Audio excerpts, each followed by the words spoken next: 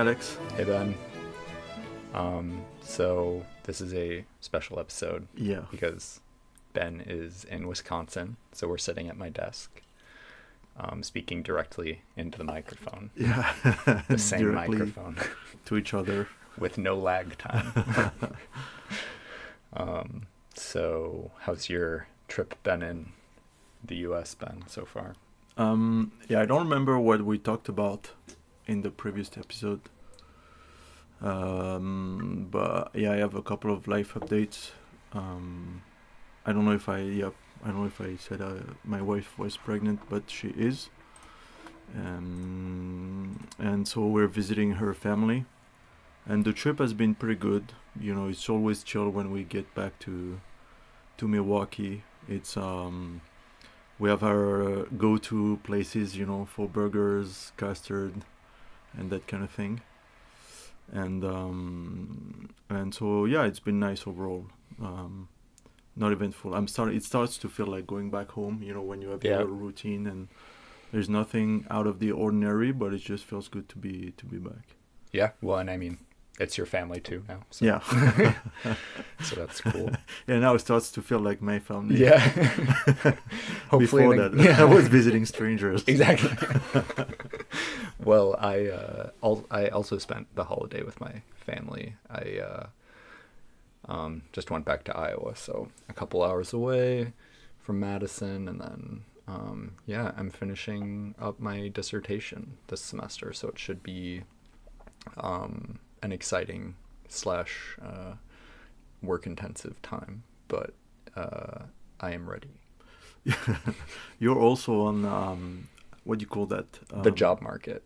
Yes, no, but not that. I mean, you are looking for a job, but you're not teaching. You have like a fellowship. A fellowship, yeah. Yeah, I have a fellowship in the springtime, so I'm probably going to be in Madison a little bit and be out in New York where Andy lives and be productive that whole time.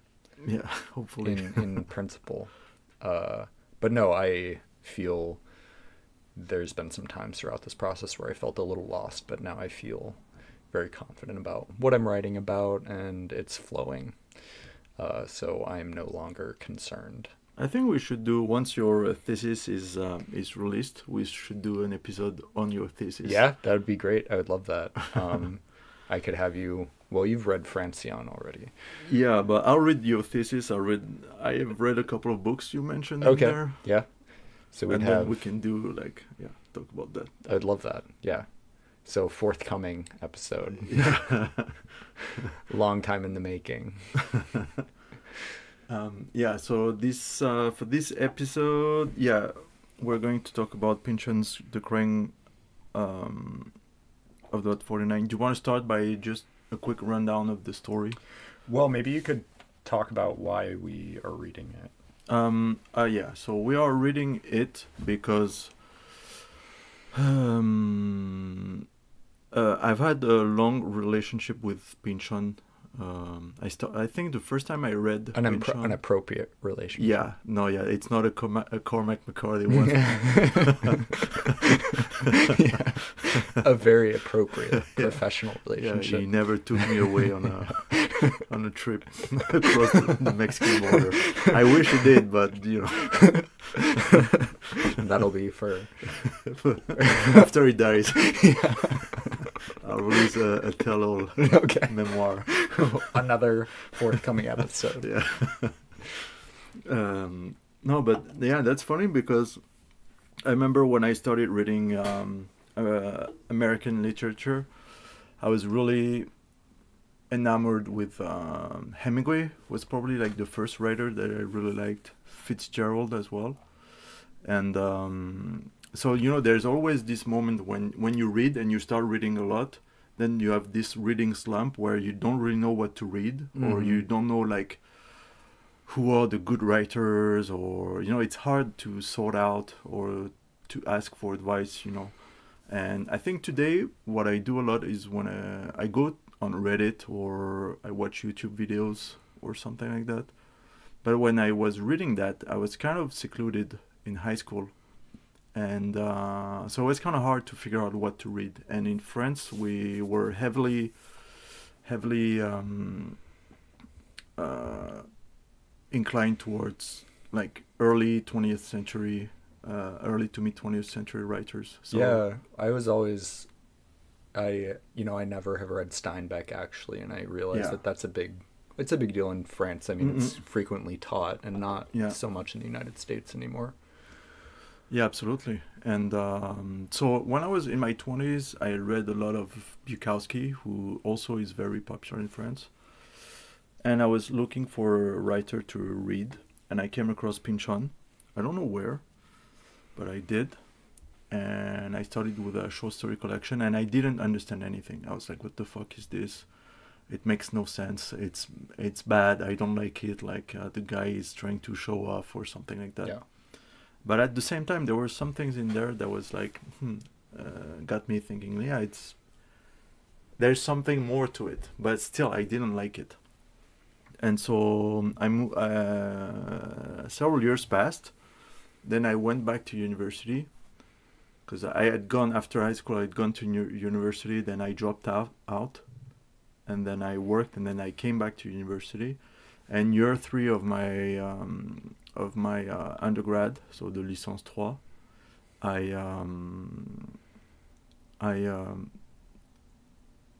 there was an American class on literature, and there was Pynchon. There was Steinbeck too, and there was another writer, I don't remember who. And so I had to read. I was assigned The Criée du Lot for 9. Okay. And I just loved it. I read it. I was like, it was hard to understand, but I really enjoyed the class on it. Even though I think with all the years, I feel like it was a little bit basic, maybe. Like, I think the professor, who was really great, she's the one who sent me to the US the first time I came here on an exchange program. She was a really good professor, but I have the feeling that she didn't really care about teaching Pynchon in itself. But I really enjoyed it, and ever since I read it, every so often, I mixed up all in between other Pynchon novels. But it's probably, like I was telling you earlier, it's probably one of the novels that I've read the most, along with The Sun Also Rises by Hemingway. And here it is possible to read it multiple times because it's a little bit shorter than his most famous. Yeah, absolutely. It's 150 pages, so it's not that long. And I think it's pretty enjoyable. Yeah, no, I agree. It's got a coherent plot line and not too many divergences, I would say. Yeah. But yeah, maybe so we should just talk briefly maybe what it's about, which in itself is a little bit difficult, but the main character is a woman. It takes place in Southern California. The main character is a woman named Oedipa Maas, so very, symbolic name. And she, as far as we can tell, is a highly educated woman who went to Cornell, but doesn't seem to, she's married and doesn't seem to have a job outside of that. But she receives in the first paragraph of the novel a letter from the estate of a former lover who has passed away, and she's been named the executor or the executrix of his estate. And quickly it leads her into the world of a vast conspiracy theory involving a shadow version of the U.S. Postal Service that is symbolized by, or that is known as Tristero, and that is symbolized by this logo that looks like a trumpet with like a horn with like a mute inside of it.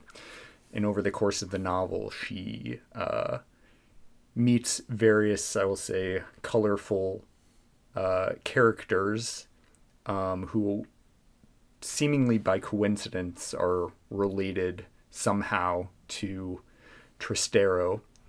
And she begins to see this symbol everywhere and to start to question her sanity and to wonder whether the man who had named her executor, his name's Pierce in Verity, whether he had played a prank on her or whether she is losing her grip on reality. Because, sideline, this takes place, I believe, in the late 60s. Her therapist is very gung-ho on LSD. Her husband also, near the end of the novel, kind of descends into madness because he is overindulging in LSD as well. And so people around her are also losing their grip on reality, but for other reasons. And another, we'll talk about this as well, but kind of an unusual feature of the novel is that Oedipa is also a Republican. She is a conservative woman living in in Southern California in the late 60s. So, the kind of epicenter of all the cultural transformations of the counterculture that are occurring at that time. And she is very unsettled by it. And so, that is another, reason why potentially she feels that she's losing her grip on things. So that I don't know if that is a satisfactory summary. There's a lot of things that go on, but that's the main plot line. Yeah, I think that's that's a good rundown of everything that happens, because it happens in this episodic way where things happen to one after the other, right? Yeah, and then it piles up, and towards the 3/4 of the book, all the references start to be a little bit fuzzy, and sometimes it can be a bit hard to follow, but yeah, no, I just wanted to go, but yeah, that's pretty much what happens. It's pretty short, and there's no the complexity stems from the fact that there's so many characters and storylines that gravitate towards Oedipa. Yeah, and she's like the focus of the story, and we follow her dealing with that. I will also say on the structure, though, and also on the length of the novel, one of the kind of central episodes, which occurs in chapter 3. There are chapter 3. There are 6 chapters. Oedipa, in chapter 2, is discussing some strange occurrences that are happening around her work as executrix, and she's being followed by a group of young men who are in a band called the Paranoiacs, and they kind of feign a British accent because they are, obsessed with the British invasion, rock music from Britain. And so they have a band, but they're also, for some reason that is not clear, obsessed with Oedipa, and they're following her. But they overhear her conversation about an element of her work as executrix, and they say, oh, this is exactly what happens in this play that I saw called The Courier's Tragedy, which is a production of a 17th century restoration English play that is very gory and convoluted. And so she goes to this play, and the novel summarizes it in a very detailed way. The play doesn't exist; it was invented. But yeah, this play kind of plays a central I would say structuring role in the play. The name Tristero, which is the name of the shadow postal service, is the name of one of the characters in the play. But so he spends a lot of time summarizing this play. It has 5 acts. The novel has 6 chapters. I think there's something about the length that is, it's very structured. It is succinct. There are a manageable number of characters, I would say. Mm-hmm. The plot is slightly convoluted, but it is leading to this, to a resolution of some sort. And I think its structure is sort of riffing on like a theatrical structure. I mean, it just seems unusual that, you know, a play has 5 acts, which this play does. Most of them do. Or, you know, classical plays have 5 acts. The novel has 6 chapters. And so I think there's something, you know, both like structured and off kilter about it that is linked to the central place that's given to this play in the novel. Yeah, absolutely. That makes me think about something we talked about earlier. You were mentioning how Rob Grillet was using a lot of doubles, about misleads, a lot of play on the structure, and indeed, like the book seems chaotic in the fact that it seems to go. There's a lot of leads that go nowhere, or maybe go somewhere, but we don't know, and it remains very linear. So because we follow Oedipa going from one lead to another, sometimes going back a little bit, but it all leads up to the Crying of the Lot 49, which gives the title to the book. But but there's no Crying of the Lot 49. That's where the book stops, and there's no big reveal. That's what we're supposed to get. Right. So And by the way, just to explain, because I don't know, for me, I had no idea what crying was in that sense. Yeah.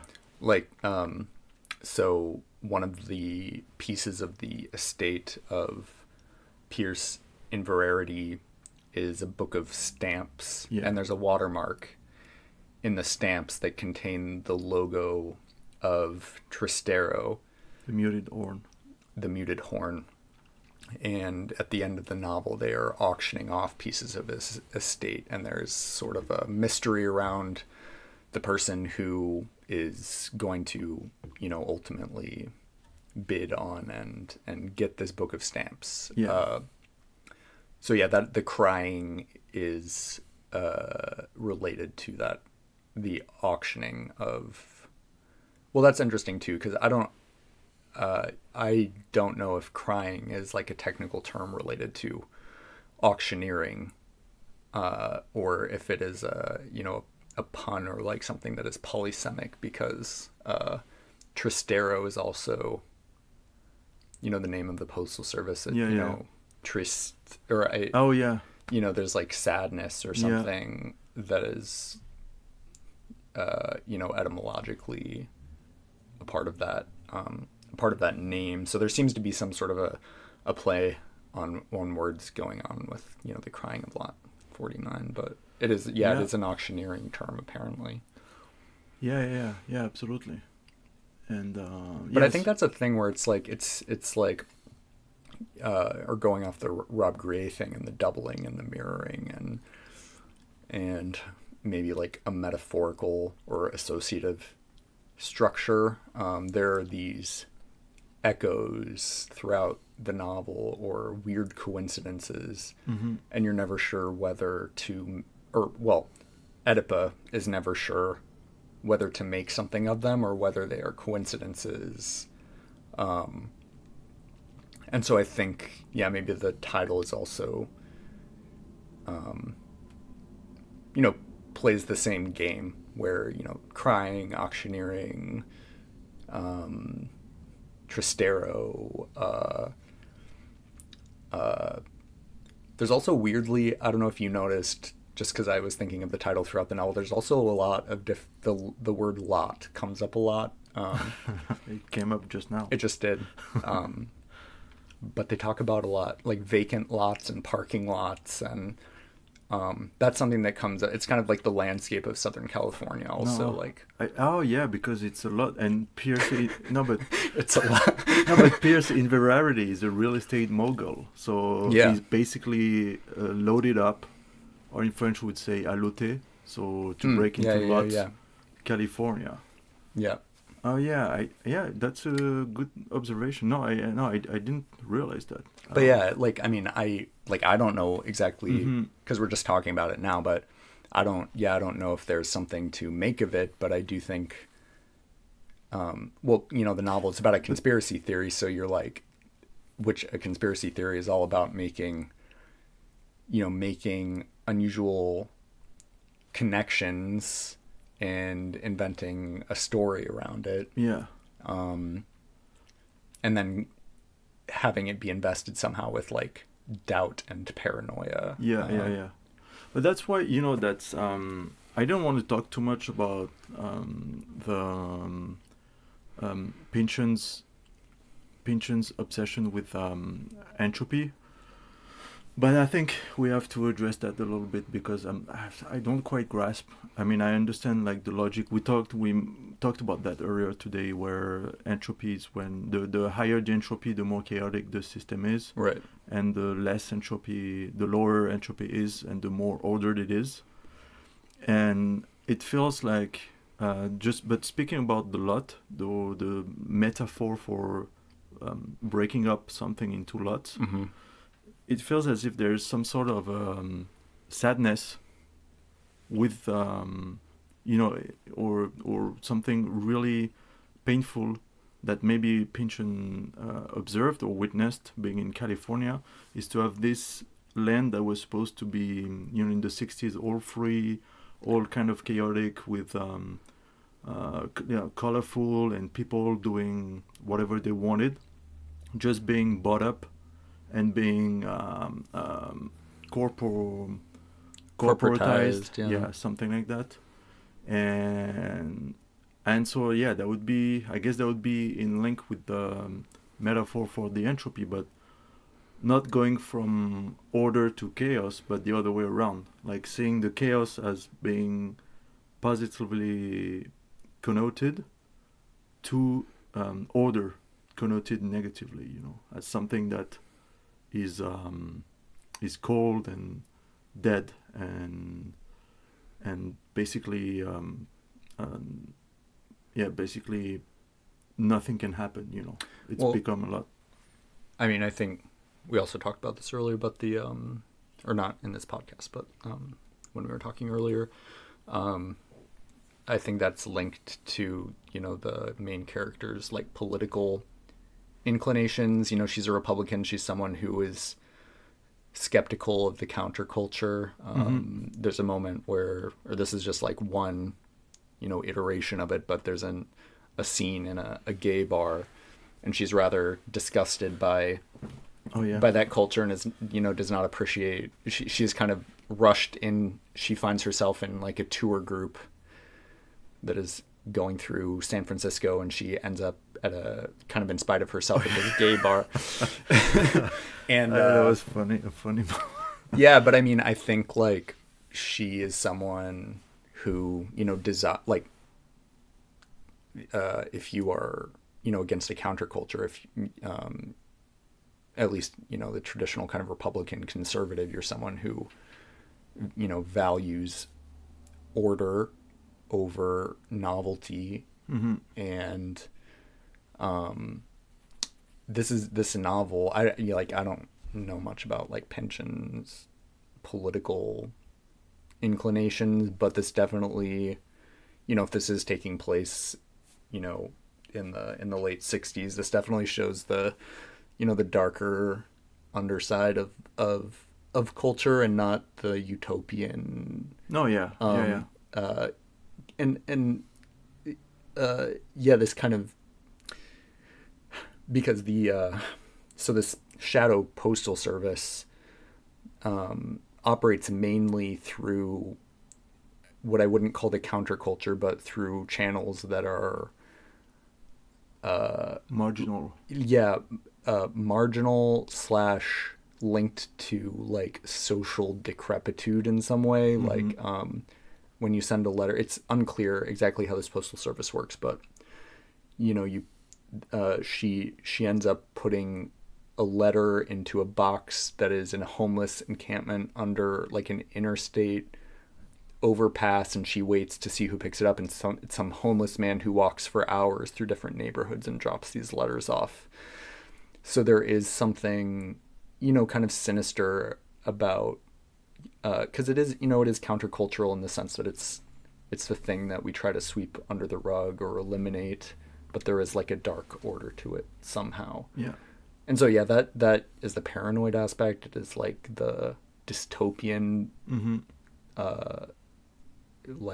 The other side of the coin Yeah, absolutely. of the counterculture potentially. So yeah,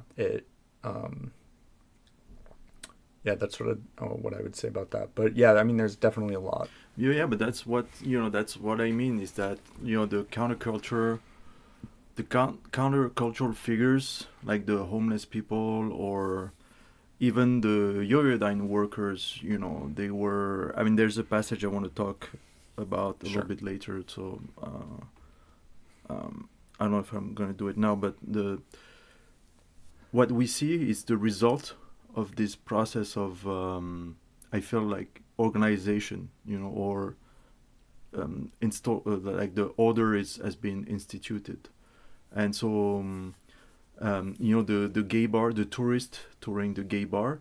I think to me that was a great metaphor that for showing that something that was countercultural and maybe shocking for some people had been turned into a touristic attraction. Yeah. And there were still people that were offended by it, but at the same time it's a touristic attraction. So it's kind of the system like we see today when with Netflix movies or Disney movies or something like that, where anything that could be deemed countercultural and offering like a different way of living is normalized into and aseptisé. I don't know how to say that. Sterilized. Yeah, sterilized and repackaged, repurposed, and offered as a product. Yeah. For consumers, Although I think the novel itself, I mean, doesn't do that. Like, I think it talks about it. I don't think it does it itself. Like I don't know. I still feel. Or I'm agreeing with you. Mm-hmm. But I'm also thinking that the novel is not guilty of that same thing because, it... Oh, yeah, no, absolutely not. It shows that process occurring. And I think it even cast a positive light on Adipa, I think... the main character, yeah. Because for her, she goes through the opposite process, She goes from the normal world and she looks at the what her normality rests on. So a lot of disenchanted workers, a lot of people who believed in a different system and maybe the system exists or doesn't exist. A lot of downtrodden people. So she's curious. She's exploring something. She doesn't even know how to feel about it. And so it feels exciting in a way, when you see somebody like, it could be anybody, I'm not saying that I'm not a normie or something like that, but when you go into when you go through a transformative experience, because that's basically what she's going through. Yeah. And so it's pretty good at the end when we don't get to know the answer, because I think just the process in itself, and to go back to the play, like the revenge play, the main purpose of a revenge play is the fifth act when the revenge has been accomplished. Yeah. Whereas here it's different. It's not really about revenge. It's more about trying to understand. And so it's not really the end that matters. It's the whole process that we went through from the beginning to the end. So I feel like there's a playful departure from the 5-act structure. Goes into a 6th chapter. Yeah. And then there's no ending. So exactly. Yeah. It's very open. Yeah, I agree. Maybe that would be a good place to talk about the novel's relationship to realism as well. Because why did I make that segue?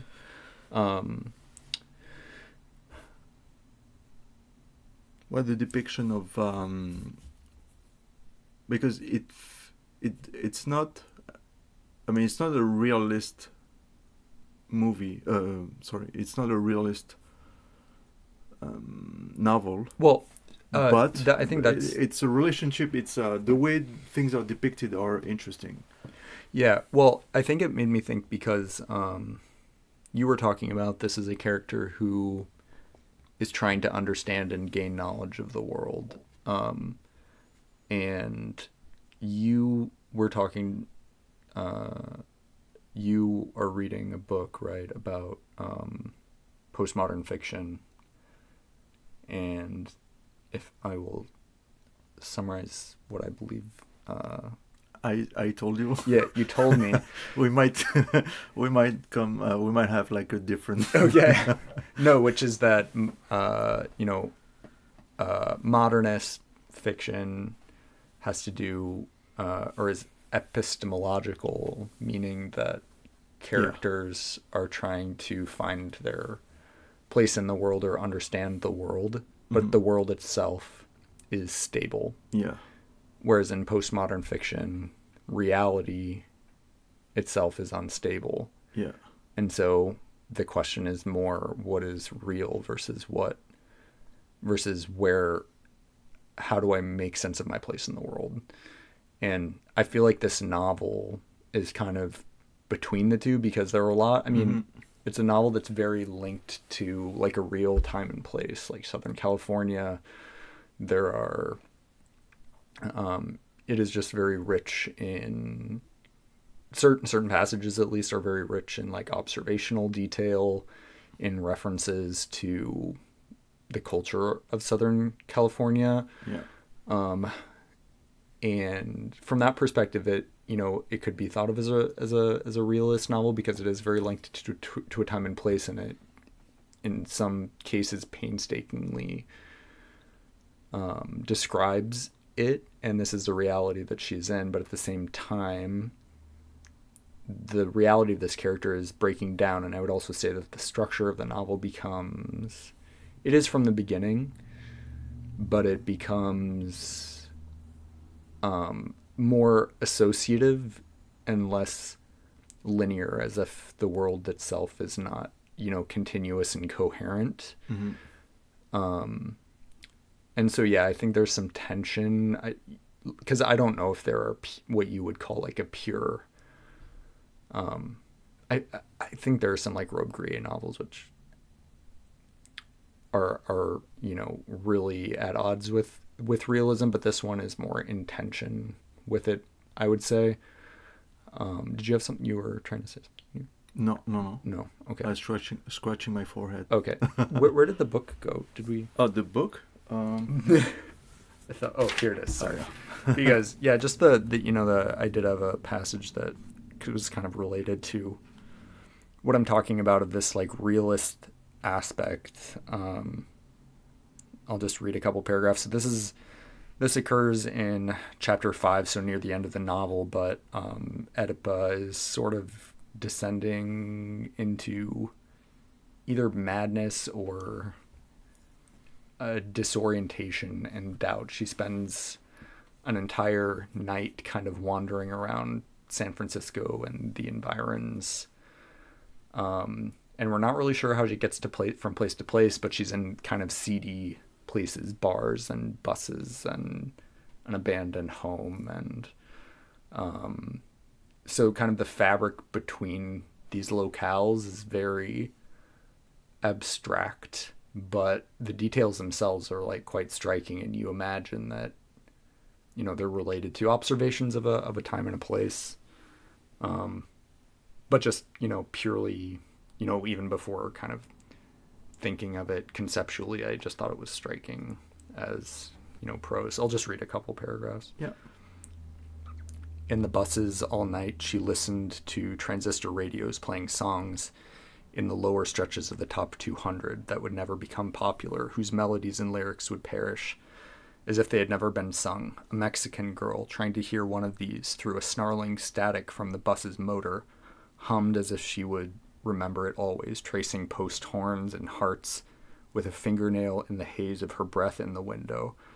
Out in the airport, Oedipa Feeling invisible, eavesdropped on a poker game whose steady loser entered each loss neat and conscientious in the little balance book decorated inside with scrawled post horns.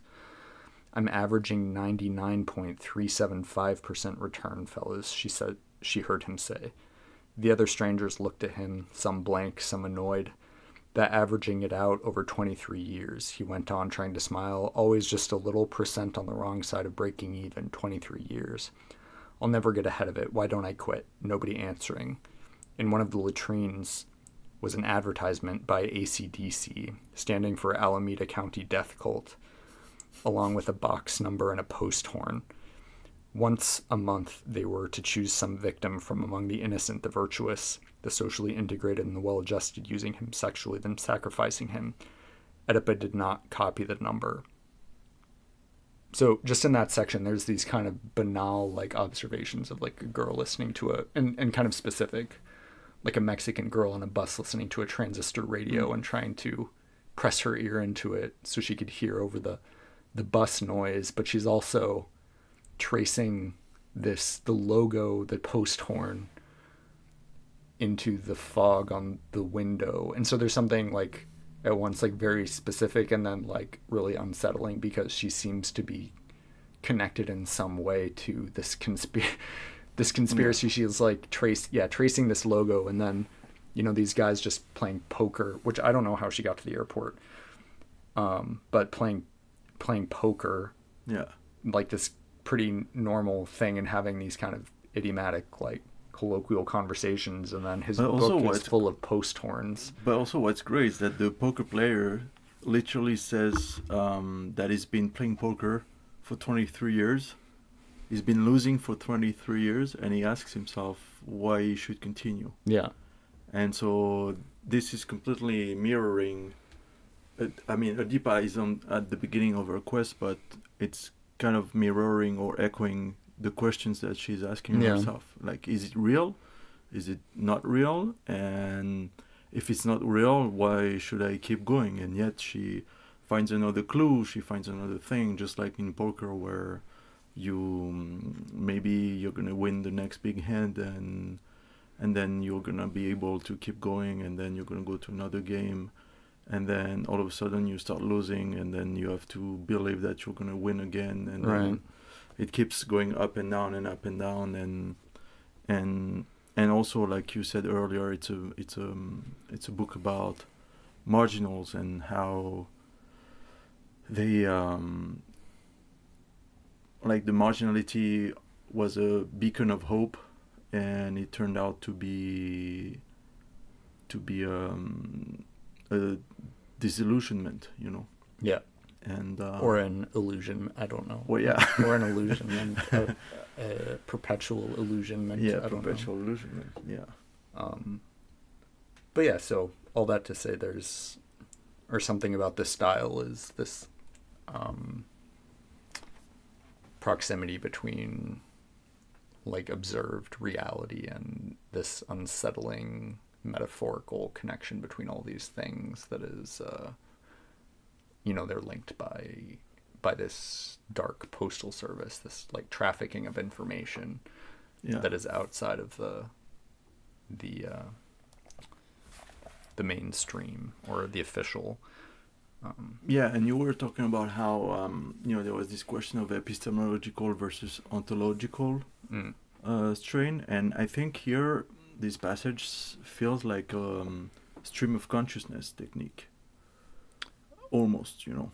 I mean, it is by the narrator. It is by the narrator, but we are in Oedipa's thoughts, you know. Right. We see what she sees. We don't have her thoughts, but we see what she sees. We hear what she hears, and so she's experiencing the world, and she's taking in what she's seeing. But also, one thing you could ask is, to what extent what she takes in, since it mirrors so well her own state, you know, her own life, what she's going through.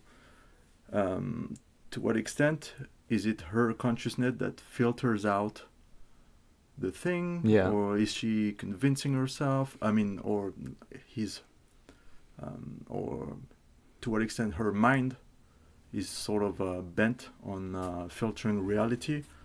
And so, yeah, I think we're at the crossroads between how do I manage to understand the world and reality, and what is the nature of reality, you know, if I can't get out of my own head, or, you know, if my worries at the time are skewing my way of perceiving reality. Yeah.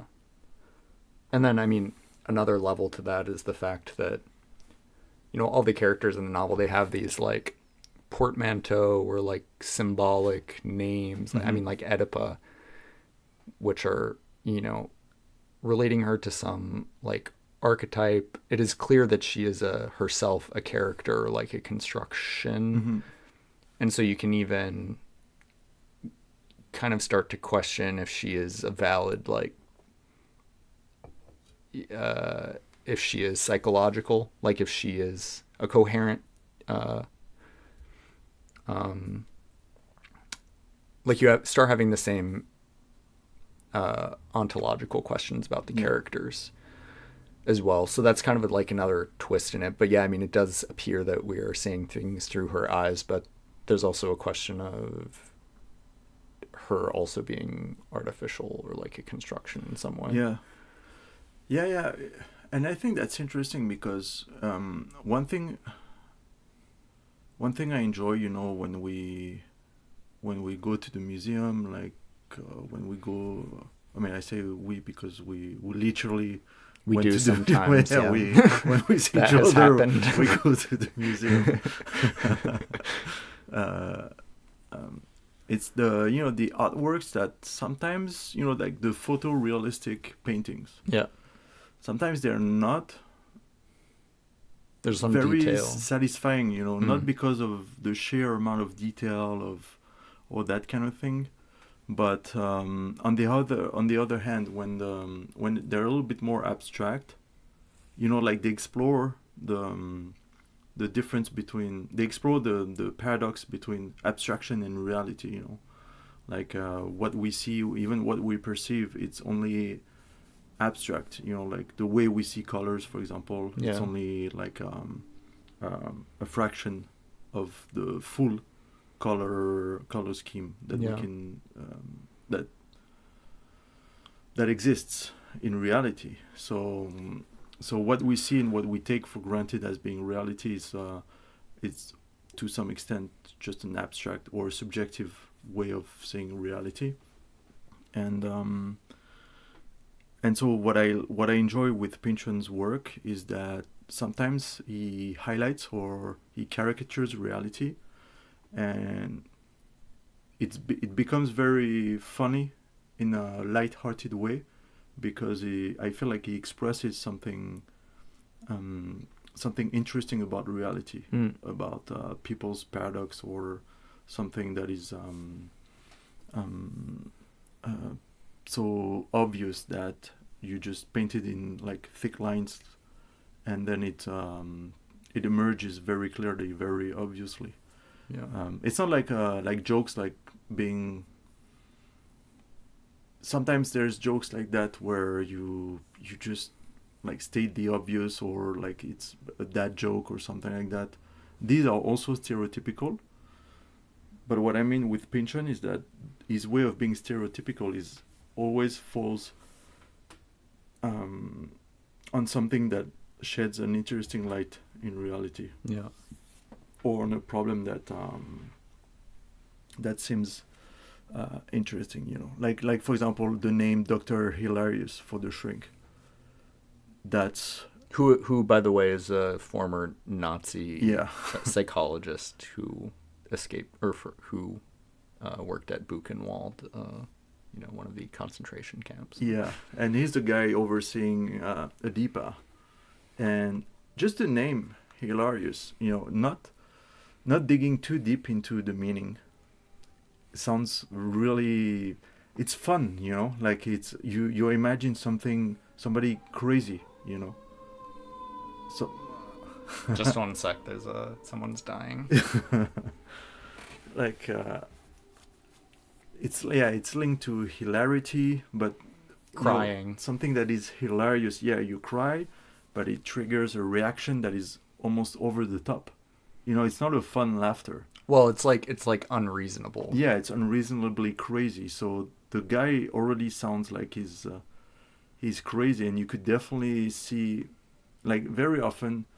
Maybe it's me, and I should be less skeptical, but I'm too skeptical from psychologists or psychoanalysts. Yeah.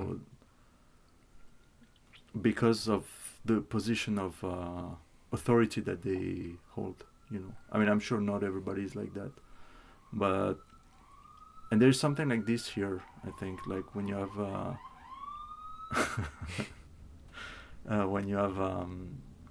this shrink that has especially so the book was written in the 60s, so psychologists were they were able to commit people to asylums or to have them go through shock therapy. I know today it's a very different story. It's a lot better than it used to be. But so that's why when you think about Dr. Hilarious, it sounds like a stereotype, but at the time, I think there was ground for the stereotype to not be an exaggeration, but to really highlight the fact that some of these people were probably abusing their patient. Yeah. Well, I mean, because at the end of the novel, Hilarious has a breakdown. Yeah. And like it becomes relevant that he was a former Nazi because he reveals that he, as a psychologist, has been totally faithful to the ideas of Sigmund Freud, which he admits that he did because Freud is a Jew, and he felt like by dedicating his life to the work of a Jew, he was repenting for having been a Nazi. And at this moment, he is realizing that he no longer believes in psychoanalysis. Yeah. And that he's been living a lie, all in the name of, this sort of hollow jest of repenting for his complicity with the Nazis. And so there's it's definitely, that's also the satirical, part of it too, but and it is hilarious. Yeah. But yeah, that's always interesting too, because it's unclear. It's very, like, they have these symbolic names, but it's always unclear what do you make of Driblet? Driblet. I don't know. I really like that name, Driblet. Well, for me, it's like a dribble, just like a driblet of like grease or something. Oh, I don't know. I was thinking about dribbling, like in soccer. That could be too. When you carry the ball and. No, yeah. I don't know what to make of that one either. Because they Nefastus. Yeah, nefast. Yeah. Not good. So there's a character, Fallopian. Yeah. And who is a historian of the Postal Service. A right-wing historian. Yeah. From the Peter Penguin Society. Like, all those names, they have a sound, phonetic quality to them. Yeah. Regardless of the meaning that they carry. Just, they sound great. And you get what almost immediately that it's funny. Yeah. Well, and it's like unreal in some way. Yeah. Like it's like it is like they're at once very. Yeah, I think it's one way that it's something that we haven't approached, and maybe we should talk more about, is the fact that the Pynchon is a really funny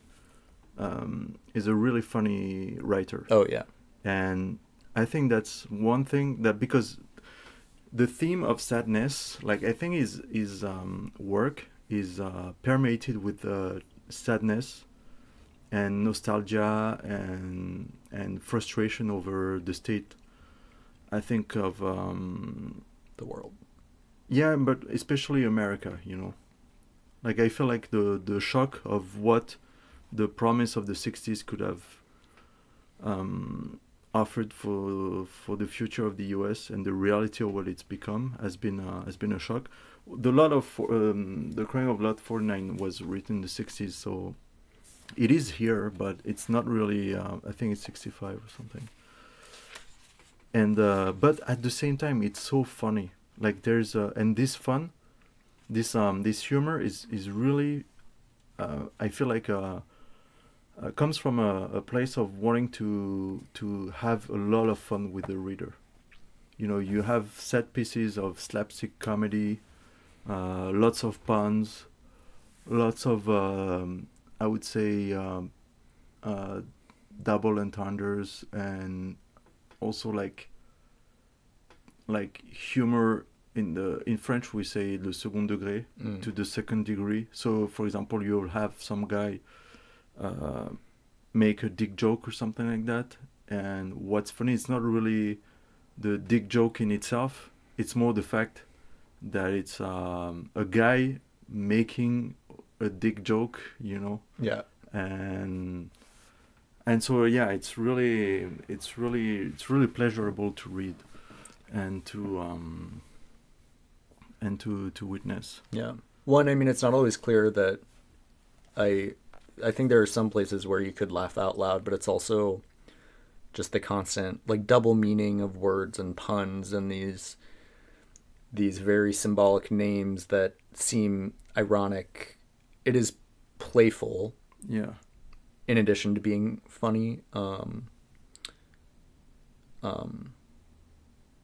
Was there a section you wanted to read, Ben? Yes, I don't know if it's really, relevant to bring up right now. But no, not really, but we can. Oh yeah, there's the songs that are funny, but I don't have a good example right now. Yeah, but we can definitely talk about the song. 'Cause there's a lot of song breaks yeah, in this book, and there's a lot of songs in Pynchon's book in general, you know. And they really always offer like nice comedic relief with the same things, you know, the puns, the imagery, the rhymes. Yeah. It's really great. There's no other way to put it. It's hard to talk about it because it's something, you know, you have to experience to really get the full extent of what it is, you know. yeah. But I do think, I don't know, I'm thinking of other authors that have song breaks, which would be like Tolkien, like J.R.R. Tolkien, like where you want those songs to be over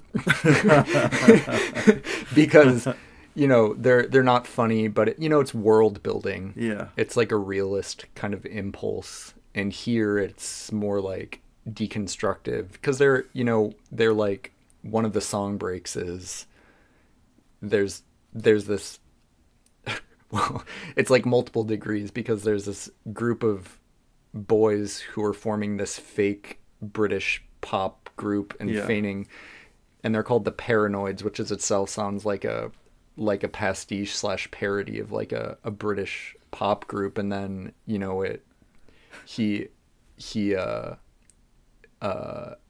writes some of their song lyrics out, which are themselves kind of hilarious like pastiches of like anodyne British song lyrics. Yeah. So, for example, I have something. So it's about the Yoyodyne Song Fest. So Yoyodyne is a big company. So I think a company from San Francisco, like a technology company corporation. And so they have a hymn at a shareholder conference, and it goes like this: hymn. High above the LA freeways and the traffic's whine, stand the well-known Galatronics branch of Yoyodyne. To the end we swear undying loyalty to you, pink pavilions bravely shining, palm trees tall and true. And then there's the Glee. Benix guides the warheads in. Havco builds them nice. Douglas North American. Grummer get their slice. Martin launches off a pad. Lockheed from a sub. We can't get the R&D on a Piper Cub. Convair boosts the satellite into orbits round. Boeing builds the Minutemen. We stay on the ground. Yo-yo dine. Contracts flee the yet. DOD has shafted the out of spite, I'll bet. Yeah. So sometimes the dick jokes are just first degree jokes. Yeah. So yeah, so and this is great because it can allow me to segue into what I wanted to talk about, because what I think is I don't always like to approach like books in terms of practical terms. Yeah. But you know, when we say, oh yeah, this book illustrates perfectly like blah blah blah, or was very prescient in this sort of way. Right. But one thing I really enjoyed about this book is that it was very prescient, or actually it was very aware at the time that it already existed, like the importance of first the contractors and the Department of Defense, Yeah. you know, being hand in hand and being a threat to the counterculture. And I mean, I'm assuming that in the 60s, yeah, there was a lot of protests, and they were reprimanded in violence with a lot of blood and a lot of the police being involved and all of that. Police brutality. Yeah. Yeah. But it just, to me, just looked like in the past few years, when we see how big tech is has had like a bigger impact on our lives, and all the fear around data collection. Oh yeah. And the fear about how big tech can really have how would you say, a grip on our daily lives. And also this triggered sort of fear of, or it triggered like some sort of anti-establishment feelings, you know. So in this song, it's pretty obvious that, you know, they list certain numbers of important defense companies. Yeah, defense companies. It mentions the Department of Defense, and so that's that was more on the light aspect, you know, of denouncing that. But there was a couple of pages after that, there's a passage. So I think, yeah, it's Mike Fallopian who talks to Adipa, and he says, so the historian. Yeah, it's the historian. The historian who is from the Peter Pingwit Society, so a right-wing society who is against government, and usually also against how do you call when one company gets everything? Corporate buyouts, or no, you know, the it's forbidden in the US. It's like I'm forgetting. Monopoly. Yeah. Okay. Against like corporate monopoly. So he says, Mike Fallopian goes, sure, this Kotex. So Kotex is a character who introduces Adipa to a scientist who believes that perpetual motion can be achieved. Sure, this Kotex is part of some underground, he told her a few days later. An underground of the unbalanced, possibly, but then how can you blame them for being maybe a little bitter? Look what's happening to them. In school they got brainwashed, like all of us, into believing the myth of the American inventor. Morse and his telegraph, Bell and his telephone, Edison and his light bulb, Tom Swift and his this or that. Only one man per invention. Then they grew up, they found they had to sign all of their rights to a monster like Yo-Yo Dine, got stuck on some project or task force or team in between inverted commas, and started being ground into anonymity. Nobody wanted them to invent, only perform their little role in a design ritual already set down for them in some procedures handbook. What's it like, Adipa, being all alone in a nightmare like that? Of course they stick together, they keep in touch. They can always tell when they come on another of their kind. Maybe it only happens once every 5 years, but still immediately they know. Metzger, so he's a lawyer co-executor of Inverarity's will. Metzger, who'd come along to the scope that evening, wanted to argue. "You're so right-wing, you're left-wing," he protested. "How can you be against a corporation that wants a worker to waive his patent rights? That sounds like the surplus value theory to me, fellow, and you sound like a Marxist." As they got drunker, this typical Southern California dialogue degenerated further. Adipa sat alone and gloomy. She'd decided to come tonight to the scope, not only because of the encounter with Stanley Kotex, but also because of other revelations, because it seemed that a pattern was beginning to emerge, having to do with the mail and how it was delivered. So what I found very interesting in this passage is that, and that's something we're living through right now. You know, I think like 10 years ago, it would not have been as prevalent. But nowadays, with Elon Musk and all the libertarian nuts being on the rise and having a grip on government, there is this branch of right-wing people who are so against. I mean, who even suffered the administrative life. You know, like going through your 9 to 5, being put in a team. They believe they would be big individuals with big dreams, being able to do like something by themselves, you know. And Elon Musk is the perfect example, you know. Like, he's the one name that we associate with big companies, but in reality, you know, most of the companies that he had, he bought them.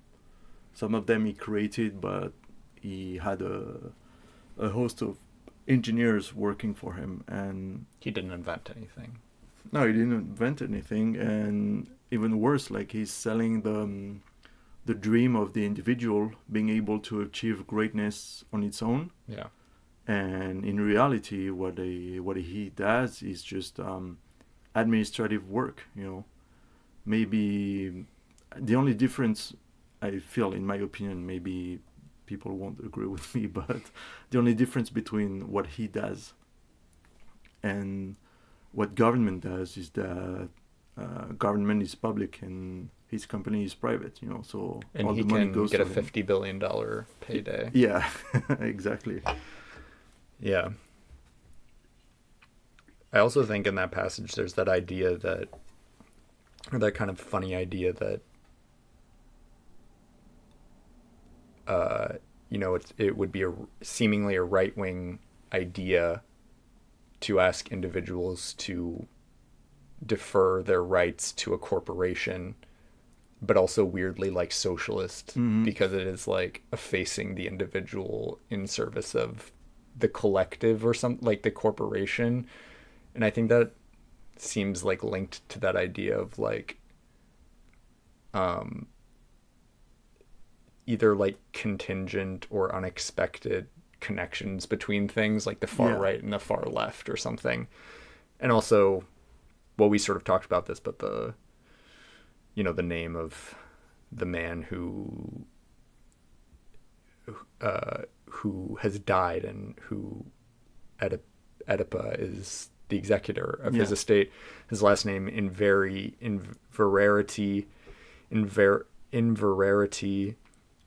could be like a portmanteau of inverse polarity, so something that just like can flip, like can become its opposite, like to invert, like a you know, polarity involves, you know, something being, well, to invert the polarity would be to flip it and make something its opposite. And so that's like an instance where like a seemingly right-wing idea of creating policies that favor corporations becomes Yeah. Marxist somehow. But Yeah, that's yeah. kind of the way the world seems to be becoming unstable, and kind of the, what would you call it, the les grands récits, like the big, Yeah, like yeah. the big you know, the Narratives. big like, yeah, master narratives are kind of collapsing into each other in different ways. Yeah. So that's kind of like a postmodern idea too. Yeah, definitely. What's very funny and very, I don't know if it's postmodern, but it's a little aside, is that it's Jean Baudrillard, among others, who talks about how les grands récits, the great narratives were finished. Yeah. And in American English, they translated récit into narratives. And nowadays, there's a lot of people in France who listen to American YouTube videos and American like commentators and things like that. So they translated narratives back into narrative. I'm like, yeah, what the fuck? We had the récit that worked pretty well. well, memory is short, but maybe because we're going on about an hour 10, but maybe unless you had something else you wanted to add, but I think it might be interesting for you to talk about Thomas Pynchon or postmodern in France, like Yeah. because I mean Thomas Pynchon isn't Just one well thing. known. Yeah, go ahead. Do you want a refill on your Sure. drink? Yeah. Do we need to pause? No, it's fine. I'll just quickly go. I'll sing. And then I'll just write down the timing. 1:10. Okay. Well, no, we're at 1:07:07. Yeah, I'll have another of these. It's just in the fridge. Sure. I'll toast that later.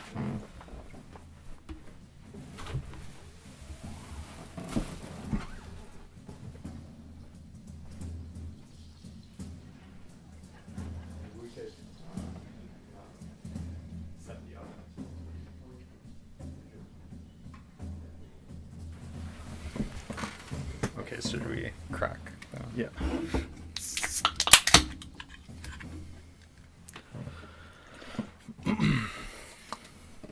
All right.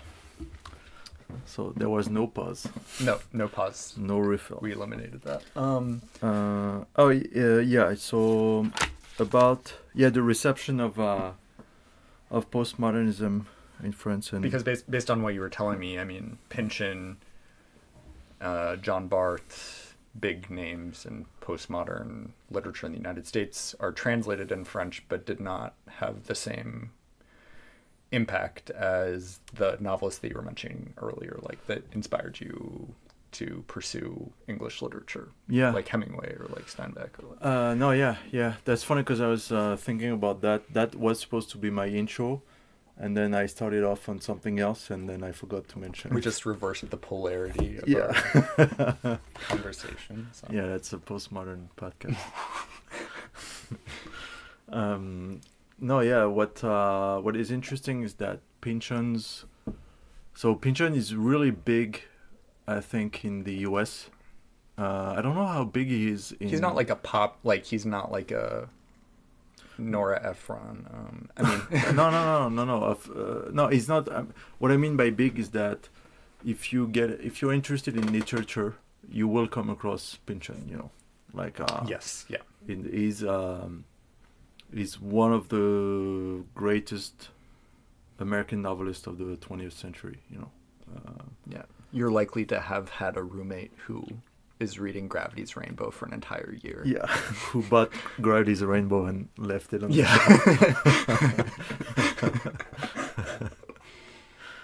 shelf. So yeah, he's pretty famous. Even if people, it's like Rob Grillet. No, it's not like Rob Grillet. Because we talked about Rob Grillet, who is from the Nouveau Roman. Well, because I think the the analog for someone who, could be labeled postmodern and who has a big imprint in France but not in the United States would be Georges Perec or Jean Echenoz or those are the two that like kind of come to mind. Yeah, but even though what do you want to use? I don't know. Like that they're not that well known in France, or no, these guys are known in the U.S. They're studied in some French lit department. There's got to be somebody who's going to be studying one of them, or at least he's aware of them. But you're saying that Pynchon isn't even studied in France? He studied a little bit, but very little, and also he's not mentioned at all. Like if you talk about American literature, it's basically simple. You'll hear Hemingway, Fitzgerald, Faulkner. Then there's a Steinbeck. Then there's a big gap, and I think nowadays you'll hear a little bit about Toni Morrison. Maybe Colson Whitehead in the recent. There's also a big, I don't know, a lot of the French students that we've had here at Madison are studying like English literature. I mean, like English literature as well. Like I think that is also, a very substantial literature, and that is more studied in France than American literature, maybe. Yeah, definitely. But even in French, in the French departments, we study English literature, but we don't necessarily study English postmodernist writers. Okay. Well, they're also very hard to translate. I mean, I don't know if you've read any Pynchon translated. No. I feel like even those, the French novelists that I mentioned earlier, I haven't read them in translation, but it seems like a less arduous task to translate them maybe than Pynchon. Not because it's less complex, but it's just a different type. Like this is very based on puns and like wordplay that I could imagine. Although, obviously French people studying English literature are probably reading it in English as well. But but I think that's actually true what you're saying, because I know the writer who translates Pynchon. Pynchon has had like two or three translators, and they were all writers, so they all had a way with the words. One of them is a poet. He's pretty famous. He's had a career. Claro. Yeah, Claro. Yeah, he has a long career. He's more of a writer's writer. He's not famous on the scale of the biggest names that people could think of when they think about French literature. Like not at all. And so it's more niche, and Pynchon is more niche as well. I think David Foster Wallace is probably more famous than Thomas Pynchon. In France, John Barth is virtually inexistent. I saw Robert Coover. I don't know if you know him. Yeah, short story writer. Yeah. He died like last year, and I saw his translator wrote an article about him, and I saw a couple of things, but not very many things. And there's another guy that I like. It's Donald Barthelme. The short story writer too. And this guy I think was translated, but not all his work has been translated either. It's just there's a whole host of writers that nobody knows. There's maybe Samuel Delany. Well, the science fiction author. Yeah, but because he's branded as a science fiction author. But in the postmodern book that I'm writing, he's branded as a postmodernist writer. Yeah. So I feel like some postmodernist writers were in between the two things and probably chose the science fiction label, or were assigned the science fiction label. and were more easily marketable, you know. Yeah, no, that makes sense. Yeah, I actually have only read Samuel Delany in French because. Oh yeah. Yeah. Because it's easy to translate. Well, and it's they sold well, I think. I mean, Yeah. you can just go to a used bookstore and probably find a Samuel Delany science fiction novel. Yeah. But yeah, no, that's really interesting. So more research is needed.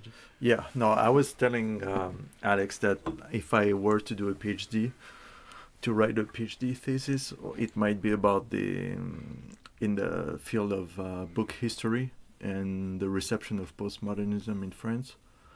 But American postmodernism. Yeah, American postmodernism in France, but that's not going to happen. Yeah. Well, who knows? Yeah. Yeah. You could reverse polarity. Yeah. Anything else? Yeah. I think there's one thing I wanted to hit before we go is the style. So we said the extract that I read was a character speaking, so it was pretty straightforward. Reaction from one character explaining something. The passage you read, it was straightforward too. You know, it was clear. We were in. Or there's some unusual things about it. I mean, because there's like multiple different locations. We're not sure how we're getting to each place. Yeah. And then also the content. Is what you might call uncanny, something kind of unusual or something quotidian made strange by some detail, which is the repetition absolutely. of this. Yeah. But yeah, stylistically, I didn't bring anything up like on the level of the sentence or anything, But yeah, no, that's just what I wanted to brush with the opening page, and the opening paragraph. So I'm going to read it and then we can discuss that. Yeah. So one summer afternoon, Mrs. Adipa Mas came home from a Tupperware party whose hostess had put perhaps too much kirsch in the fondue to find that she, Adipa, had been named executor, or, she supposed, executrix, of the estate of one Pierce Inverarity, a California real estate mogul who had once lost $2 million in his spare time, but still had assets numerous and tangled enough to make the job of sorting it all out more than honorary. Adipa stood in the living room. So I want to stop here for that's the first sentence. Okay, it's a sentence that is 6 lines long, and it's basically there's a lot of clauses that are I don't know the vocab in English for the grammar, but it's like appositive clauses, I think. You know more linguistics than I do. Okay. So. So, for example, it's a clause that will explain what one nominal compound means. Okay. And you can. It's not an appositive. It would be more of a. I forget the name. But I understood matter. How you defined it. There's embedded clauses in clauses. So, what I love about this sentence, and that's where I think a lot of Pynchon readers get lost. Sometimes it's because it's not very clear, because you go from one level inside another level, and then you have to remember basically you have to have a clear idea of what the context is and what we're talking about, you know. If you read this too quickly, then you just like lose track. You lose track of what you're reading. But at the same time, it has this nice rhythm to it where it feels almost like an ellipse, you know, where you go close to the center, and then there is this the clause that explain what one word means. So you go far away from the center, and then you circle back, and then you keep going in the sentence. And also there's this last bit, and tangled enough to make the job of sorting it all out more than honorary. So here it's both very clear but very confusing, because it's said in multiple words, and with an antiphrastic word like more than honorary. So you have to know what honorary means. Yeah. You know, it's Formality yeah, it's not a formality. You know, or ceremonial. It's complicated. Yeah. Yeah. And so the fact that to explain something simple with such convoluted way, it's just, I feel like it's really powerful if you take time to think about what you're reading, because it grounds you. You know, it forces you to think and consider deeply the context to be able to get into the story after. So that then we keep going.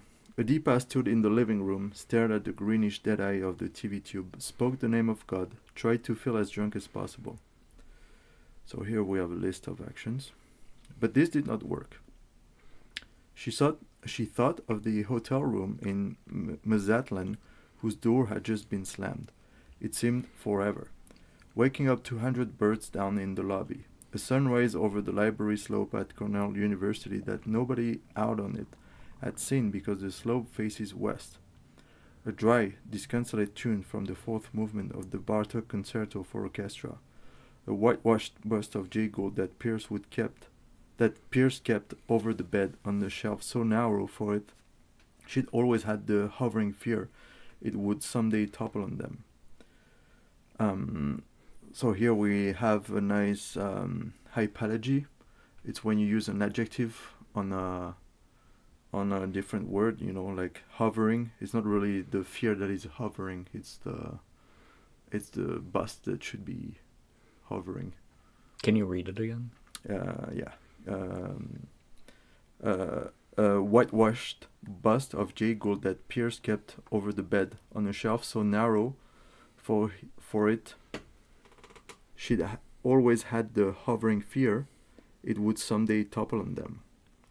So you know the fear. Oh yeah. You understand? It's like the thing that is supposed to be hovering over her head, and the fear is not hovering. It's just you're afraid that it's going to happen. You know. Well, because I mean, I do understand if she were to if he were to have just said the hovering fear, I think I would understand like something ominous. But it's also referring to the bust that is hovering above their heads. Yeah.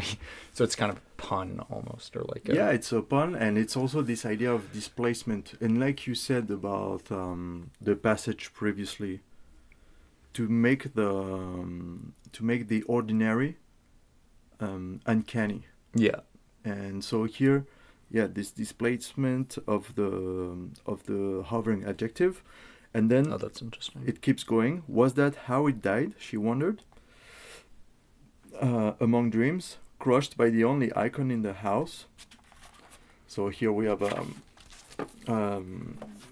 direct or indirect free speech. Made her laugh out loud and helpless. You're so sick, Adipa, she told herself on the room, which knew. And so we're back in the sort of, not slapstick because there is no physical comedy. I mean, yes, she does laugh out loud, but there's definitely this element of acting and theatrics, you know, like her imagining being crushed by the bust, and then she imagines him being crushed by it, and then she reacts out loud. Yeah. So I don't know. I just love the way that the daily life and quotidian things just emerge in such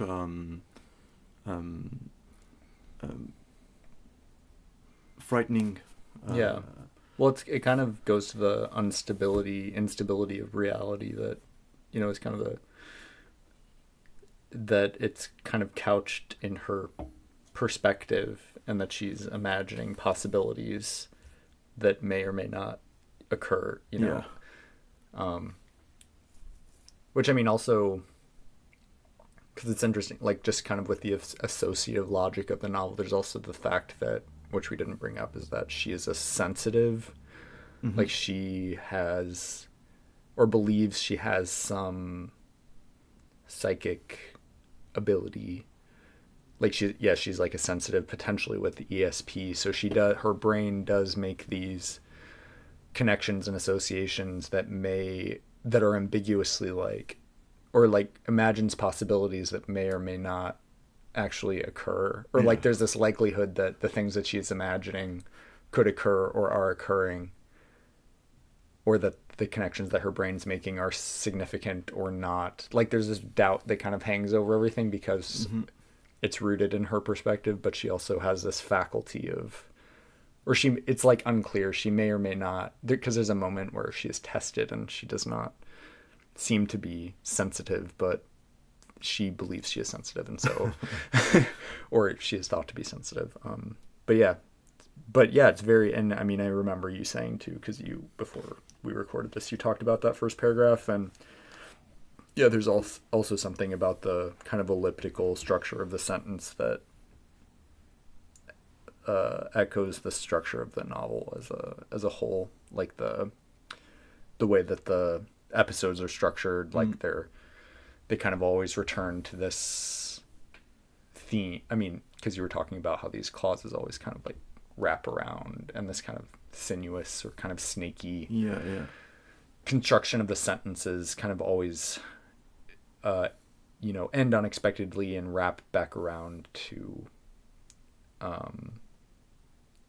or kind of orbit around these like ideas that is kind of similar to what the novel itself seems to be constructed. So there's some like unity between the style and the structure of the novel as well. And that's why I think that's what can deter. That's definitely what I had trouble with when I read it. It's not an easy read, but after a few times, then that's also what drew me back to it. Elliptically. So do you have anything to add? I don't think so. I think I have said my piece. Good. So we have an ending, unlike the Crying of Lot for Night. Yeah, less mysterious. We solved the book. Okay, throw this on the burn pit. You don't even need bother reading it. We do recommend reading it, actually. I have an extra copy if if anyone needs it, so save it from the burn pit. All right. Okay. Alrighty. Well, I guess we'll be back. We haven't decided on a book. Well, so I do have Dans le labyrinthe. Oh yes, that's perfect. I wanted to suggest to you a Rob Gray book. Yeah, so we can do that one, and so we'll have a Grietian. What is the adjective of? Oh no, Robian Gratian. Okay. So there will be innovation of adjectives on our next episode involving Rob Grier. Robe. Okay. Robe Grier. All right. Okay. Thanks for listening. Yeah, bye.